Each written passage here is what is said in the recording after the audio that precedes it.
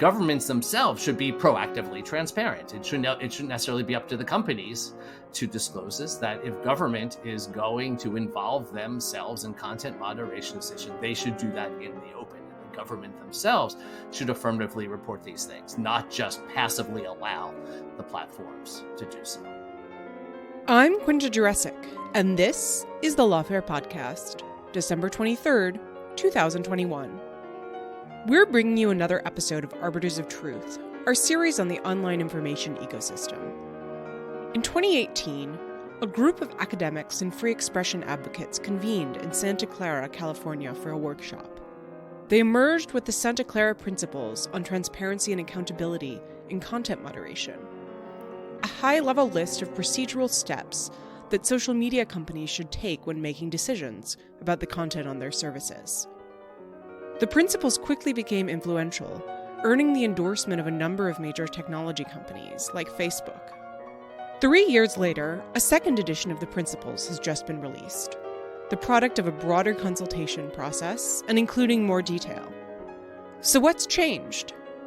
Evelyn Dueck and I spoke with David Green, Senior Staff Attorney and Civil Liberties Director at the Electronic Frontier Foundation. At EFF, he's been centrally involved in the creation of version 2.0 of the principles. We talked about what motivated the effort to put together the new edition, and what role he sees the principles playing in the conversation around content moderation. And we discussed amicus briefs that EFF has filed in the ongoing litigation over social media regulation laws passed by Texas and Florida. It's the Lawfare Podcast, December 23rd. Working toward transparency and accountability in content moderation. There's lots that we want to talk about with you today because there's lots going on in the realm of digital rights. But the immediate prompt for having you on was the recent release of version 2 of the Santa Clara Principles on Transparency and Accountability in Content Moderation. So let's start there. What are the Santa Clara Principles? And the fact that there's a version 2 naturally raises the question of what version 1 was. So maybe you can talk a little bit about where the Santa Clara Principles came from and what they're trying to achieve. Yeah, happy to do that. So very broadly, the Santa Clara Principles was an attempt by civil society and some academics to put a human rights framing on content moderation. And so that's what it was. It really wasn't a planned effort. It sort of happened spontaneously. There was a series of conferences called Content Moderation at Scale. And adjacent to the first one, a group of people decided to get together before the conference just to talk about some of these issues. And what emerged from this meeting was what became called the Santa Clara Principles. And again, just really an attempt to how do we talk about content moderation? What does it mean to do content moderation in a way that respects or at least pays attention to human rights? So what came out of that very simply was a set of minimum standards that platforms that are intermediaries that moderate user content, minimum standards that they should follow in order to respect or at least pay attention to the human rights implications of controlling their users' speech. And very simply, there were 3 principles. It was numbers, notice, and appeal. Numbers was essentially the transparency provision, reporting data about their content moderation practices. Notice was the idea that if a user's speech is moderated in some way, they should be given notice of it. And appeals was the idea that then they should then have the opportunity to appeal that decision and have it reconsidered. So that's very simply what the original Santa Clara Principles were. After about 2 years, we started thinking about whether these were relevant and whether they were useful. And there was another concern, was that the original group of people who got together, again, this wasn't sort of a planned effort to birth a series of principles. The original group people who got together were very focused on the US and Europe. There was one participant from New Zealand, but it was otherwise very focused on the global north and really very heavily concentrated in the US. And as we all know, content moderation is not uniquely a US issue. In fact, it has a more compelling human rights dimension, I think, outside the US. And so we wanted a sense of how relevant these principles were globally and what they would look like if there were contributions from global interests and not just from US and Western Europe based advocates. And so in order to do that, we embarked on a 2-year open consultation. The idea was to try and get as much feedback as possible from around the world about the Santa Clara Principles. We put out a 13-question survey and made that available. And the real idea was actually to try and have a series of in-person sessions around the world where people with various stakeholders would try and go through these questions and talk about what they needed from content moderation from human rights perspective. Anyway, so the Santa Clara, the second version was birthed out of that process. That process became more difficult because COVID happened in the middle and the opportunity to do in-person sessions went away, but we were able to still organize virtual sessions all around the world. And we're pretty pleased, especially given the pandemic, with the amount of feedback we received. So there are a lot of differences between version 2 of the principles and version 1. I mean, the chief difference is just that it's a lot longer and it's a lot more detailed on a lot of fronts. Can you walk us through some of the changes that you feel are most important in the second version? Yeah, happy to do that. I think I point to 5 main differences. The first is that we added a set of foundational principles. You could consider the original principles of number, notice, and appeal to be operational principles. These are things that you put into operation in order to operate within a human rights framework. We added a set of foundational principles, which are really more sort of overarching concepts and values. And the idea being that these values should be considered, in building and operating social media and other types of online speech platforms. So that's one of the big differences. And I can go through later what those foundational principles specifically are. The second big change was that, as I said before, the original principles were a set of minimum standards. And we were always a bit concerned about this. We had buy-in for the original principles from some of the very large social media companies. But we always were concerned that by calling them minimum standards, that maybe they were minimum standards for a very small set of companies, but that there were some who still couldn't comply with them. And maybe if they were out of reach, they wouldn't even try. And also the fact that for some of the very, very large companies, that maybe they weren't enough. And so the new Santa Clara Principles shifts away from minimum standards. They're just called standards now. And I think you can look at them most helpfully as sort of the average set of behaviors. I think some sociologists, somebody called this sort of the behavioral mean. The idea that this is sort of a middle ground for compliance, that some companies should be doing much more. Some will reasonably do less. Some might comply with some of them in full. Some might not be able to comply with others. But the idea is that they describe an average set of behaviors rather than set a minimum. So that's another big difference.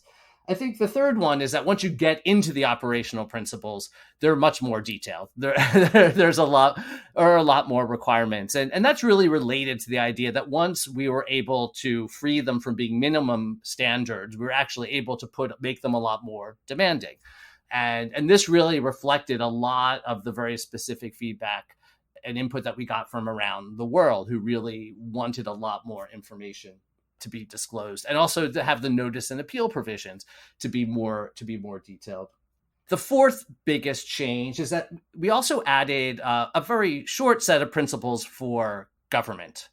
And we thought this was important. I think we hear, especially now, a lot about governments demanding transparency, especially from the large social media platforms. As someone who's been doing work fighting for government transparency for like 30 years, I find this to be quite hypocritical or just annoying to me. Government is often the largest barrier to transparency, both from private companies and elsewhere. Government frequently gags companies from talking about government requests for action. And so I thought we thought collectively that before government should be demanding transparency from any of the companies, government needs to actually remove its barriers that it places on companies for being transparent as well, and to promote government transparency as well. So there are a set of principles for government. And then the fifth major change is that in addition to the principles, we also published a set of implementation guides. These are called toolkits. And basically, how do you use these principles? And there's one for advocates in terms of how do you use these as an advocacy tool, both with the public and with the companies themselves. And then one for the companies, and give a little bit more detail about how to implement the Santa Clara principles.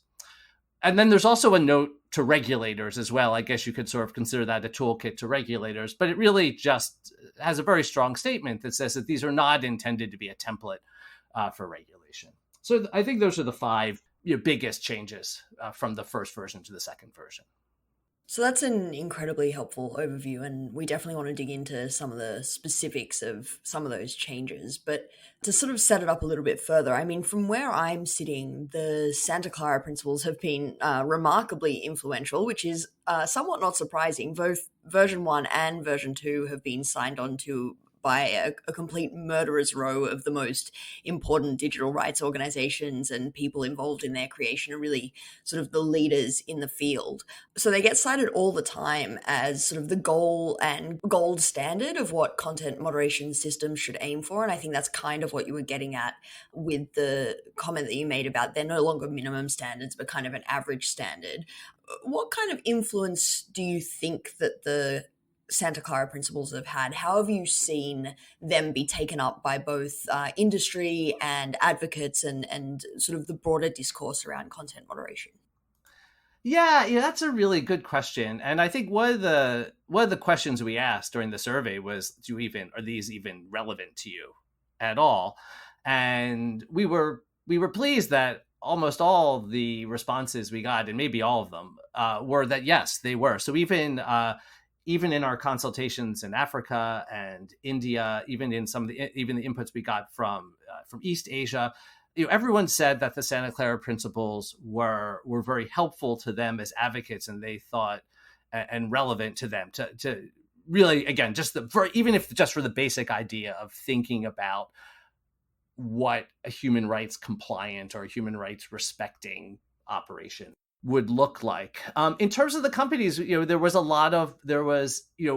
Reddit very notably said they were going to comply with them in full and issued a report stating how they had complied with them. At EFF in 2019, we devoted our Who Has Your Back report to tracking compliance with the Santa Clara principles, and Reddit got 5 stars for doing that. Many other companies expressed support for them, even if they didn't comply with them in full.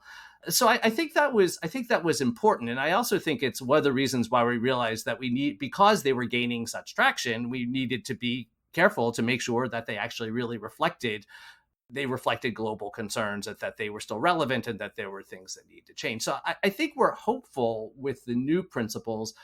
One of the reasons to move away from minimum standards is that hopefully these will now be more relevant to a larger range of intermediary services, and not, I think there was a risk that the original principles as minimum standards were only useful to companies after they became fairly large and well-resourced. And so I think we're hopeful that these will be more relevant to a broader range of actors, and especially having foundational principles will give advocates a way of talking about values in this space that aren't tied necessarily to specific operational asks that maybe a certain service could not comply with. I want to go back to the focus you mentioned on the transparency that you think needs to be provided into government involvement in content moderation decisions, which is important because, as you say, often governments are going to be in favor of opacity with respect to their own activities, and platforms will often be responsive to that and go along with it. So can you give us a little more context about what kinds of involvement governments have in content moderation and the transparency that the principles are urging in those cases, and maybe also what kind of uptake you've seen from platforms and governments of your recommendations? Yeah, so I would say from the comments and inputs we received from outside the US and Western Europe, there were two very loudly spoken concerns, both of which are reflected in the foundational principles. One was for the need to have cultural competence in the content moderation system. And then the other one was a great concern for government involvement in the content moderation system. That was when governments are making requests to take down or otherwise moderate content or cancel accounts themselves, and the relation and government's direct involvement in a whole variety of user content decisions. And that was identified as being a very significant problem that we heard about from people who commented around the world, and particularly again outside of the US and Europe. And I think what we have seen as well, even in the US and Europe, again, is just a complete uncertainty about the actions of the involvement of the state. We hear many times, I think an example, sort of an easy example, is with terrorist content. You'll hear many times that, and Facebook is notorious for doing this, for saying that, well, we are required by law, to suspend the account or remove content from any entity that is a designated foreign terrorist organization that appears on the US FTO list. As a lawyer, I don't know of the legal of that legal requirement, and many times I've asked the company. So that's very interesting. What can you point me to where that is actually in the law that you are not required to do, that you are required to take these things down? And I don't think such a requirement exists. But it does raise the issue of to what extent is government behind the scenes? What are they telling the companies? What are they demanding? What are their expectations about, in this example, terrorist content? So I do think it's a problem. I do think it's an issue. It's an issue everywhere. And I think what again, as a First Amendment lawyer, I'm very familiar with all governments of all stripes, even those who hold themselves out to be sort of the high marks of democracies, demanding secrecy of companies when government orders them to do something. And so gag orders are a big problem in US law and a big problem in legal systems throughout the world. So very simply, what the Santa Clara Principle says is there are two principles for government. So remove these barriers to transparency and refrain from introducing such barriers that prevent companies from fully complying with the disclosure principles. So companies cannot give a user notice that their account has been suspended if the government has forbidden them from communicating that to the user. And so very simply, just that idea is that do not gag companies, do not prevent them from making these disclosures both to the public and to users. And then the second thing is that governments themselves should be proactively transparent. It shouldn't necessarily be up to the companies to disclose this, that if government is going to involve themselves in content moderation decisions, they should do that in the open. And the government themselves should affirmatively report these things, not just passively allow the platforms to do so. So version 2 of the principles includes an addition that says, in bold type, that the principles, quote, are not designed to provide a template for regulation. And you also include, as you mentioned, a note to regulators, the tone of which reminds me a little bit of, those notes included with hair dryers telling you not to use them in the bathtub for your own safety. That says, the principles were not created for that purpose and should not be used as such. States should not transform the Santa Clara principles directly into legal mandates. So why don't you want the principles used that way? Have you seen them used as a template, or have you seen indications that regulators are thinking of using them as a template such that you wanted to warn them off? Yeah, I don't. Again, this was something that really arose out of the comments and feedback we received. So I just want to be clear that that if I say if I use the first person here, I'm trying to communicate the view both of those who commented, responded to our global open consultation, as well as the larger group that put all that information together and put them into the principles. There was a great concern, and maybe even especially from outside of Europe and the US, that any set of principles would be manipulated for ill purposes by governments. I do think if you look at the EU and the US, you can identify some efforts where, to take some of the things that are in the Santa Clara Principles and mandate them. I don't know if any of those regulators took the Santa Clara Principles as the template, but there was definitely a concern. Even some of the commenters expressed some reservation about being involved in a process that would lead, to regulation. And that's why we really saw this very strong statement really arising from all of that. It wasn't something that we, sort of the core group of organizations that worked on putting everything together, sort of came up with ourselves. It really was a very strong message we received from the comments. So it's hard to tell. I don't know of a regulator that has come out and said, we modeled this on the Santa Clara Principles. I believe in one of I'm trying to think if the state of Florida, in defending its net choice lawsuit, mentioned them.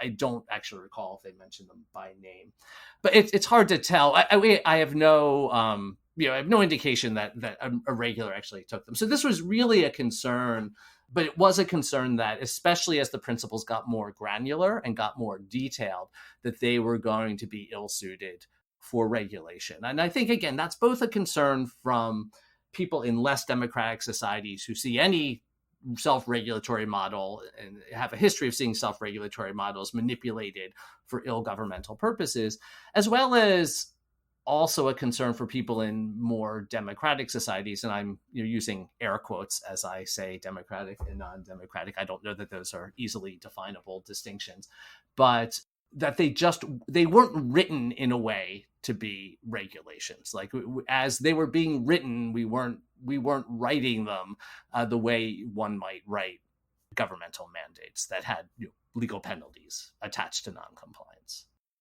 Yeah, although I think potentially they've been a victim of their own success in a sense, because as you say, the template that they outline of individual numbers, notice, appeal, reasons does appear in a number of pieces of regulation, both domestically and around the world. Yeah, the Digital Services Act, you mentioned the Florida law, which we're going to come back to. There's another Texas law that's similar, or the PACT Act that's on the Hill. And, I think that it's of course unclear to say where that motivation comes from, and it's highly unlikely that all these regulators, no offense, sitting down and reading the Santa Clara Principles, or have them by their bedside table. But I do think there's sort of this ambient influence on the discourse of that being the sort of dominant model. And I think that makes sense in a lot of ways, or shouldn't be surprising in a lot of ways, because the model is kind of intuitive, right? Like it resembles the way that we think about speech rights in an offline context. If you're thinking about the First Amendment or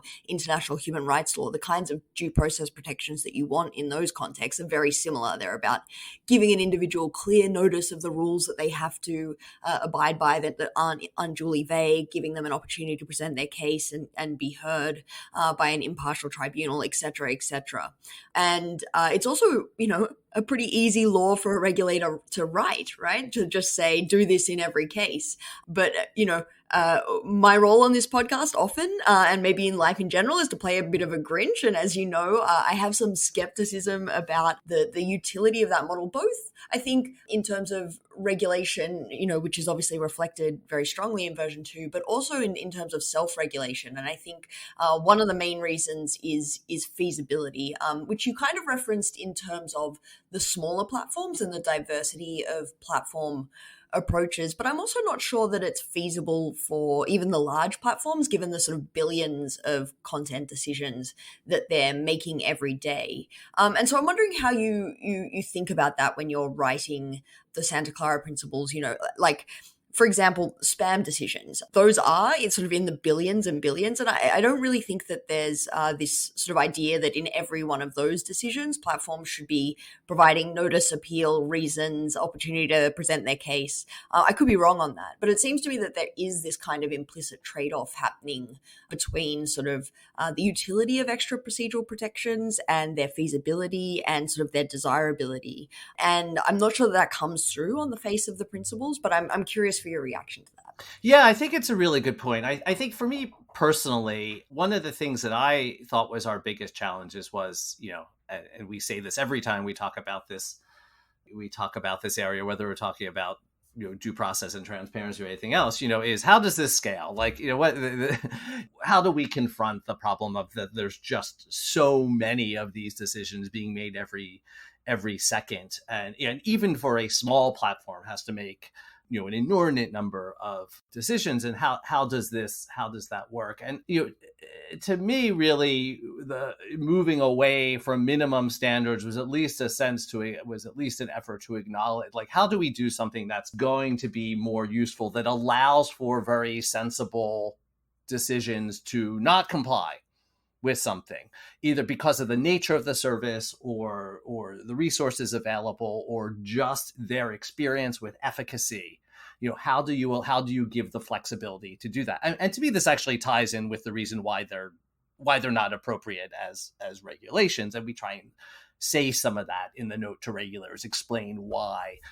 That's one of the reasons they wouldn't work. It would be very hard to sort of tier these in a way that would make sense. And again, it's not just about size. It's sometimes just the nature of someone's service. We also published a report that summarizes a lot of the inputs we received. And in there's a comment from GitHub, which was one of the companies that submitted feedback that specifically asked for something to be in the principles that exempted spam and malware and something else, from the principles. And understandably, that's a very attractive exemption. And we very much considered that. We also had some comments from some others who had said that we see companies, when they want to evade their human rights obligations, just call something spam, right? So there is this conflicting tension between, yes, when something is legitimately spam, you should not have to give the spammer notice and an opportunity to appeal. But at the same time, when you create an exemption for spam, do you then provide a pathway for abuse? And the way this is reflected in the principles themselves is to just say that if you're not going to comply with something, just have that be clear in your rules and an explanation of why not. So if you have a rule that says, if your policy is, say, we will comply with the notice provisions, except in the case of spam, then that should be in your rules, and also an explanation about what is spam and how you determine what it is. So that's how we tried to do that. I really hear you. I mean, I do think there's a tension. I hear you that the more flexibility you give, perhaps the less usefulness you get from them, right? And that one of the attractive things about the initial set of principles was that they were so easy and catchy. Numbers, notice, and appeal. It was very easy. And these are much more difficult to sort of slap a logo onto. And so, do you lose utility by trying to build in this flexibility? I really hope not. I mean, I what we tried to do is really find some type of middle ground where the values were identified, where the operational principles, where there was flexibility in operational principles, so that they would be useful, but also be practical on some level as well. I love the catchiness idea of numbers, notice, and appeal. Like, it kind of sounds like the chorus of a song, like signed, sealed, delivered, I'm yours. So I totally understand the attractiveness of sort of those baseline principles. But as with everything in this,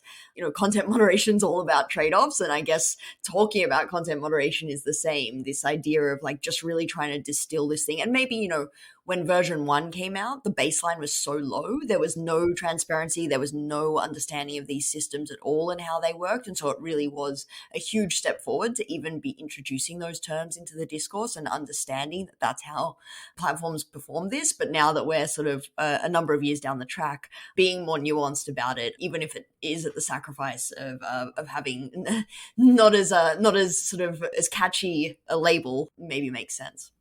Yeah, I think it's one of the responses I've heard since the second version was released was, there was something very practical about the first version, and I fear we've lost that. And I think what we heard from reading all the commentary, and even actually I think a suspicion that many of us who pay attention to the content moderation field had, is that they were practical for a very small set of users and a very small set of services. And so although the original set of principles might have been very practical for US based Twitter and Facebook users, they may not have been as practical for users in other part of the world and people using other services. So I guess that is a trade-off. I really hope we've gotten to a place where our sort of the net practicality, we've increased the net practicality. So speaking of trade-offs, we also wanted to ask you about the potential trade-offs in reporting and transparency. If you kind of, put your red team, how could this possibly go wrong hat on, which I think is, as Evelyn was kind of saying, always useful in thinking about content moderation. I can imagine a world in which putting out these numbers could create an incentive for platforms to report ever more takedowns, so they can kind of say to governments, look, we've taken down more content, which is where the pressure is pointing right now. And then governments can say, look, our pressure on platforms is working. They're taking down more content. Of course, as a famously speech protective organization, I'm guessing that EFF would probably not be in favor of this dynamic, even if it's, something that surfaces with voluntary as opposed to mandatory reporting. So how do you think about that in designing the Santa Clara principles? Are you worried at all about creating that incentive? I'm not, only because I feel like that incentive exists independently of the Santa Clara principles and very strongly. And again, I think we see this in the terrorist takedown reporting that companies were gladly doing well before the Santa Clara principles. That was the thing they were reporting, just to try and demonstrate both to governments and to others that they were being very, very active with respect to identifying what they considered to be terroristic content. And to me, that was really the initial focus of efforts, like the company's efforts, like what became the Global Internet Forum to Counter Terrorism, the GIFCT. A lot of it was really, I think, incentives to just report on, and that doesn't even necessarily take that. Like, we've identified certain pieces of content, and we saw this both in terms of terrorist content as well in terms of child sexual abuse imagery and material as well. When we had these systems where there were great pressures, and the company's responses to it was to just to show how they were identifying and taking down tons of stuff. What we were hoping Santa Clara principles did, especially the second version, is actually reporting on, is to try and give a little bit more meaning to those types of reporting that they were otherwise incentivized to do. How much of this was, when you have robust notice and appeal provisions, then you also have the ability to identify, to see when are those numbers being inflated, when are we actually taking down too much stuff, give a little bit more accountability to those types of processes where they might be incentivized to go way over what they would otherwise do. So I'm actually hoping that something like the Santa Clara principles is seen as a check against that and not contributing to that problem. So maybe to continue a little bit with my grinchiness or skepticism, one of the things that stands out about the model of the Santa Clara principles is that they really focus on user rights, right? The focus is on saying, let's give the individual user with the piece of content in question notice a right to appeal and reasons and those kinds of things. And there's a question of whether user rights is actually one of the right frames for thinking about content moderation, which might sound like a counterintuitive statement. So I'll try and explain what I mean by that. When you focus on user rights, you're kind of skewing the interests that are represented, because those individual interests may not be the same as the whole of society's interests, which, could include, for example, people that aren't on social media platforms. But of course, we're seeing around the world how people don't need to be on Facebook or on Twitter to be affected by what happens on Facebook and Twitter. And that even within sort of those ecosystems, or what happens on them, the individual user's interests may not be the same as sort of democratic interests or sort of, counter-majoritarian interests, which may be at odds with what users want. And I think one example that really illustrates this and makes it concrete is a statistic from the Oversight Board, which is that when it comes to appeal from Facebook users, the number of appeals from people whose own content was removed outnumbers by 20-1 the number of appeals it gets from people who want someone else's content removed, right? So, and in some sense that shouldn't be surprising, because people's investment in what happens to their own content is going to be far greater than people's investment to what happens to somebody else's content. And going through all of that appeals process to get to the Oversight Board is no small effort.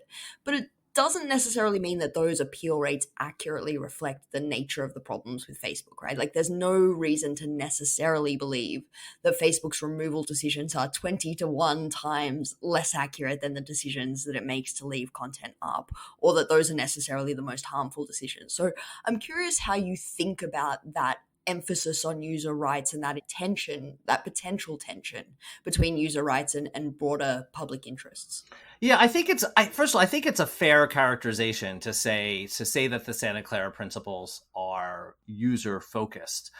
I also think I see the Santa Clara principles as being a contribution, a user-focused contribution from civil society to one of the many other efforts that are being made in this area to try and put out principles out there. We've seen there's efforts going on out there by the companies and by sort of the quasi-governmental entities, such as the UN has put out a transparency report. And so there's similar efforts. I really think what distinguishes Santa Clara principles is that they do represent civil society adopting a user focus. I do think those users include both users who want their information up there, as well as users who want a company to enforce its rules and take things down. I do think it includes both of them. There are some things in the Santa Clara principles that talk about also reporting and having some transparencies about what you don't take down, right? And so I do think that's in there a bit, but I agree that I think it is largely focused. And again, this might come out from this being civil society organizations that are largely free speech organizations. It does focus more on providing relief from takedowns than from not taking things down. So I think that's a fair characterization. I think the Oversight Board number, I think, is really interesting. I mean, the Oversight Board originally didn't consider decisions to leave stuff up as something that could be appealed from. So I wonder and so that's it's a fairly recent development as far as I understand, that they actually would even consider such decisions. I do think that someone remains more vested when their own content is taken down. And often when content is left up, there is a lot of content that someone is trying to get taken down for good reasons. And to focus on any single decision can be very difficult. So I would hope that the Santa Clara principles would, though, provide some guidance for those who are want to know why content that appeared to violate the rules was left up. I think in the report that we published, we tried to include a lot of the comments we received about certain of those decisions. So from the consultations that were done in Africa and the individual inputs we received from Africa, there was a lot of concern expressed about what they considered to be bad decisions regarding gender-based violence that would have violated the rules, and how it was difficult to remove that content. From the comments we received from India, there was a similar concern for caste-based violence and caste discrimination comments that would appear to violate the company's rules, and having and the ability to appeal those decisions. So I do hope it's in there. I do think the broader foundational principles about just your rules be explainable should apply both to decisions to take stuff down and to leave things up. But I hear the concern, and I do think the Santa Clara principles are best viewed sort of in as a contribution to a sort of a larger ecosystem of principles that are being and thought that's being given to this area. So I wanted to jump topics for a little bit, though there is, of course, a connection. You mentioned previously the net choice litigation in Florida, and I wanted to talk to you a little bit about that. So there's, of course, litigation in Florida as well as in Texas over laws that both states have passed regulating content moderation. And the EFF has filed an amicus brief in the Florida case, which is currently on appeal to the 11th Circuit from a district court decision enjoining the law. So I don't want to overstate the extent to which the Texas and Florida legislation is similar, but they do have similarities, including, imposing a lot of procedural and transparency obligations on platforms that might be reminiscent of the Santa Clara principles, and also preventing platforms from taking down certain content. The context of these laws being that Republican legislatures and governors are seem to be trying to score political points for taking on big tech and their supposed censorship of conservatives. So could you give our listeners an overview of the laws, sort of what the posture of litigation is and what EFF's view of the legislation has been? Yeah, I can. We filed amicus briefs in both cases. So two briefs now in the Florida case, one in the trial court and one in the 11th Circuit, and then a brief in the trial court in the Texas case as well. And I should also add, just as backgrounds, that prior to these laws, we'd also seen a sort of wave of civil liability lawsuits, where people whose content had been removed or whose accounts had been canceled or whose YouTube videos had been demonetized, where they were suing the platforms. And in some ways, those raise similar issues. But essentially, the Florida law said that platforms of a certain size could not, and I'm going to say this very generally because I don't have it right in front of me. So I apologize if I get some of the details wrong. But basically saying that if there was a candidate for office, that a platform had to basically allow them to publish whatever they wanted to publish on their platform, regardless of whether it violated any of the platform's rules. And so that was the Florida law. It sort of famously had this exemption for social media platforms owned by theme parks, and which is both funny, but also sort of a serious defect in terms of a doctrinal constitutional analysis. But that was essentially what the Florida law did. And then the Florida law also had a bunch of sort of transparency and mandates that were similar to the original sort of numbers, notice, and appeal provisions of the Santa Clara principles of the first version. The Texas law was a bit different in that it just more generally forbid viewpoint discrimination, so that the companies could not apply their rules and moderate content in a way that favored some user viewpoints over another. The Texas sort of also applied to a smaller set of companies. I think the threshold was it was a higher threshold. I don't have the number in front of me, but a higher sort of average monthly user threshold. So intended to apply to sort of the very largest companies. And again, then the Texas law also had transparency requirements. One of the things that Texas law had that I just want to note, because I don't know that it's appropriate for a legal mandate. I just think it's a great idea for companies. It actually required like a dedicated customer service line, that you had, that users had, like there was an easy way for users to ask questions. I think it's an awesome idea that every company should adopt. I don't know if it's something that's appropriate for regulation. It could be enforced, that, how it would be monitored and everything, but that was something that was in the Texas law as well. So you had a really interesting section in the brief that was titled "In Praise of Unmoderated Platforms" that I think is super interesting. So part of your argument here is that having unmoderated platforms is actually a good thing to some extent, and this is your brief in the Florida case, that the Florida law would make that impossible because of the particular regulatory requirements. So what do you mean by an unmoderated platform? I mean, reading your description of it, I was trying to think of, what actually fits this definition. And the closest I could come up with is something like 8kun, which is the successor to 8chan, just because, of course, every platform or many platforms do some level of moderation in terms of, as we've discussed, pruning out spam in that kind of thing. So what do you mean by unmoderated platforms, and what do you see as their utility? Yeah, and so I am first to admit, I think I might even say this in the brief. This is my Pollyanna role right here. I believe that there's this ideal where the idea that people could have the platforms would not be moderated by a centralized private power, right? That there would be something where people could freely speak and not have their speech controlled and not be subject to somebody's rules, that all legal speech could appear. I think that's an ideal and I want there to be a space for that ideal to exist. Does that currently exist? I don't know that it exists outside of 8chan or 8kun. And I think it's a completely valid criticism that when it has existed, it becomes the refuge for the most awful but lawful speech, right? And that you could look at every example of a service that sets out to not moderate and then starts to moderate because it realizes it's attracting everyone who's been kicked off of the other sites and lots of very undesirable speech. So I will concede that there's a pie in the sky attitude to my saying in praise of unmoderated platforms. But I do think from a regulatory perspective, we should at least preserve the space for that ideal to happen, right? I do believe that we should still be able to experiment and see if we can do this and leave open the space for a service that doesn't moderate to be able to do this, to have this type of forum exist.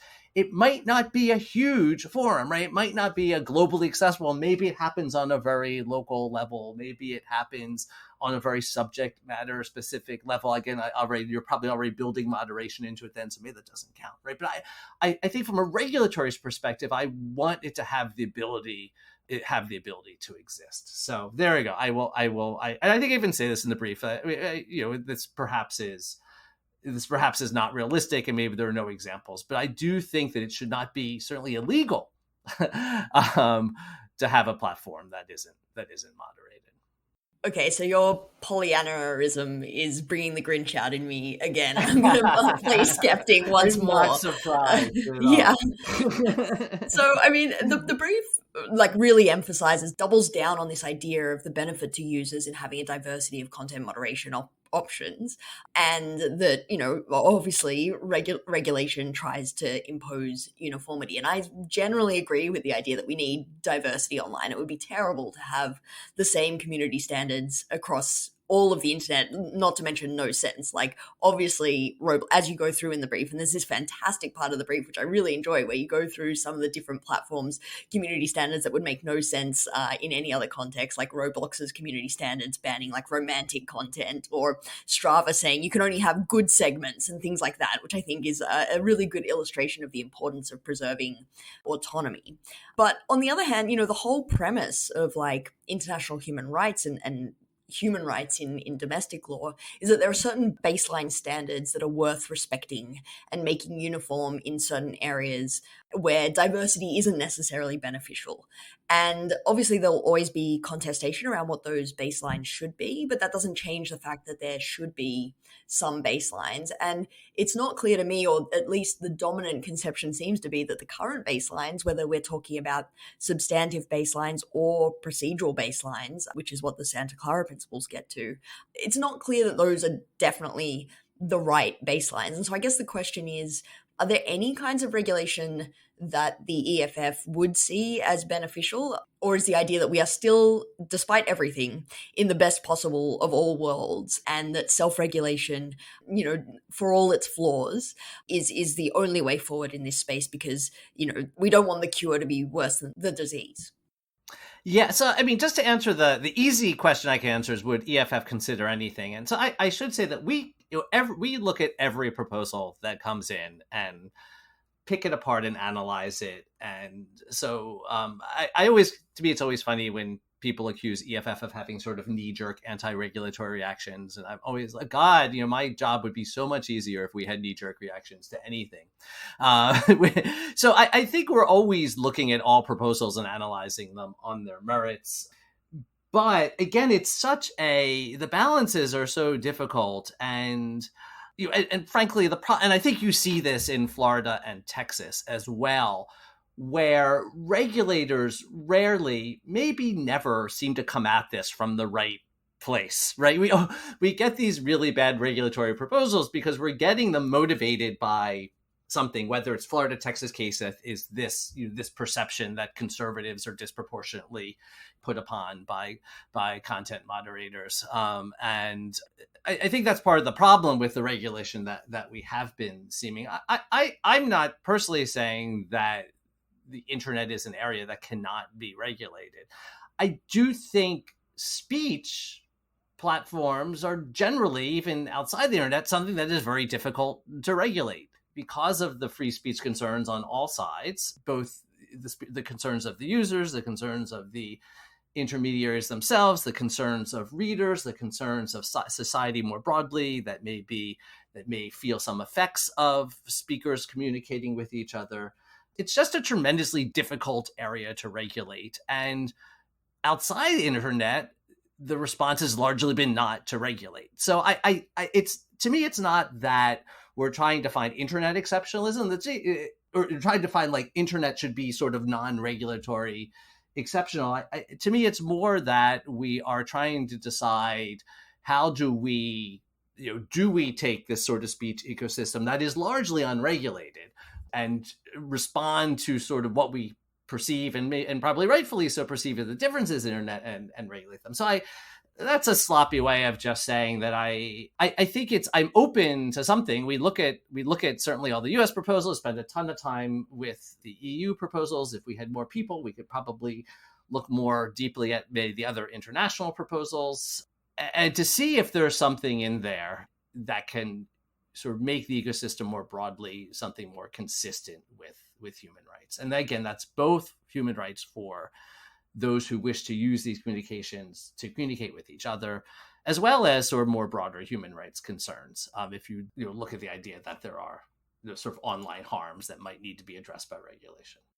I completely sympathize with the idea of needing more people to keep track of all the global regulations of online speech right now. It's just like I barely know a regulator around the world that's not considering regulating the internet and its content in some form or another. And it's like at the start of my doctoral work, I sort of had this idea that I'd be able to track global regulation of online speech. And now it's like I need Hermione's time turner to even keep track of half of it. So yeah, you have my sympathies.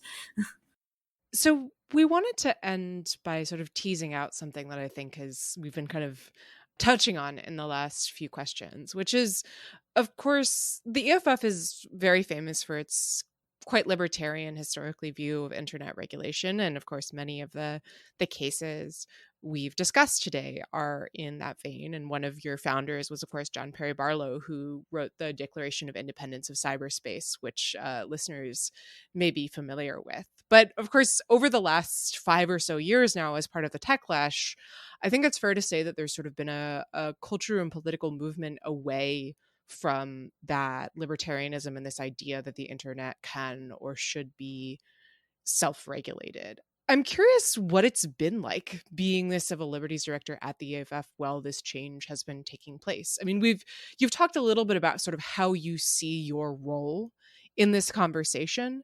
Does that shift culturally change your understanding of your role? That's a really good question.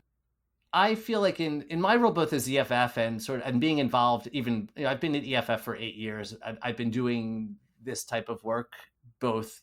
I've been doing sort of free speech law and advocacy for almost 30 years. So I've never felt like I operated in an area where we weren't subject to great challenge. Like there wasn't a situation where we sort of rode this wave of cyber libertarianism that was reflected in government and regulation. So in some ways, the difficulty in the techlash is the challenge of the techlash is there's a sort of a different group of people we need to sort of talk about and hear their concerns and figure out where they're coming from and what are their concerns, what are the problem, how do you address these things, right? Maybe before it was just a different group of people. Regulators, I've never gotten the sense that regulators didn't want to regulate the area.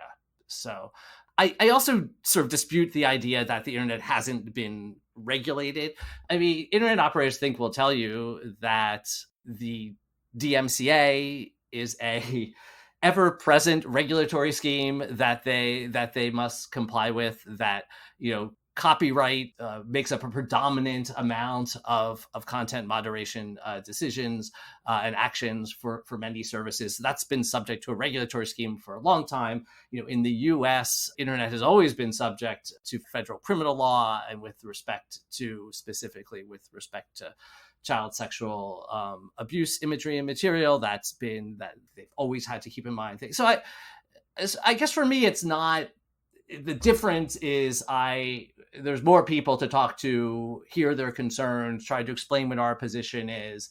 Again, we're always constantly, listening to people, trying to reevaluate our positions on things, or see if we need to reevaluate our position. So in some ways, the Techlash is a challenge, but it's not. The change is not from from sort of the utopia of everyone loved the internet and didn't want to regulate it. The change is, I think there was a period of time where at least some of the big companies were just seen as so cool, and that people were generally happy with them. I don't think this is a bad thing, but I think sort of a societal desire, at least a US societal desire, to want to have the system move in a different direction, or want this just to be less about Facebook, right? And maybe a more diverse and rich and interesting atmosphere than that. All right. Thank you so much for coming on, David. This was really fun. I was happy to do it. You've been listening to Arbiters of Truth, the Lawfare podcast series on our online information ecosystem. You can find past episodes in the Lawfare podcast feed. We're taking next Thursday off for the holidays, but Lawfare will have something in your feed for you to listen to. And we'll be back the week after that. The Lawfare podcast is produced in cooperation with the Brookings Institution.